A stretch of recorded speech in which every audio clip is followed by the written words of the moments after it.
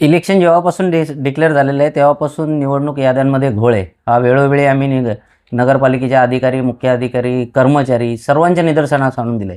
पण आत्ता जेव्हा फायनल यादी झाली त्या फायनल यादीमध्ये तर एवढा घोळ अचानक झाला का जी यादी प्रारूप यादीमध्ये नावं व्यवस्थित होती, पण अचानक जी फायनल यादी झाली तिच्यामध्ये अंबरनाथ शहरात ईस्टची नावं वीसला, उल्हासनगरची नावं अंबरनाथला, उल्हासनगरच्या 4 ते 5 नगरसेवक आणि एक महापौराचं नाव अंबरनाथच्या यादीत, काँग्रेसचे शहराध्यक्ष प्रदीप पाटील यांचं नाव सुनील चौधरींच्या वार्डमध्ये, जावसईची नावं शिवगंगाच्या वार्डमध्ये, असे कित्येक घोळ त्या यादीत झालेले आहेत.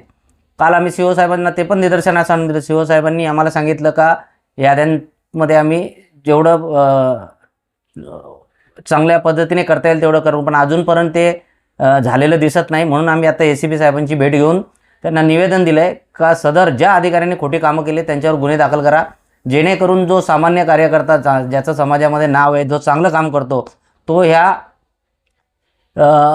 समाजाला न्याय द्यायसाठी कुठंतरी कमी पडतो. आणि हे बोगस वोटिंगच्या जीवावर जी लोक निवडून येतात ते नगरसेवक होतात आणि ते शहराची वाट लावून टाकतात.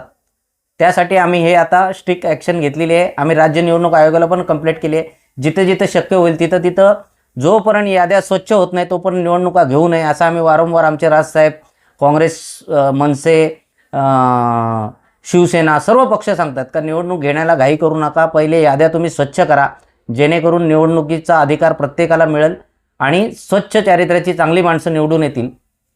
त्यासाठी आम्ही लाचचं पावलं म्हणून आता ACPंना हे निवेदन दिलेलं आहे का तुम्ही ती लोक शोधा आणि त्यांच्यावर गुन्हे दाखवा.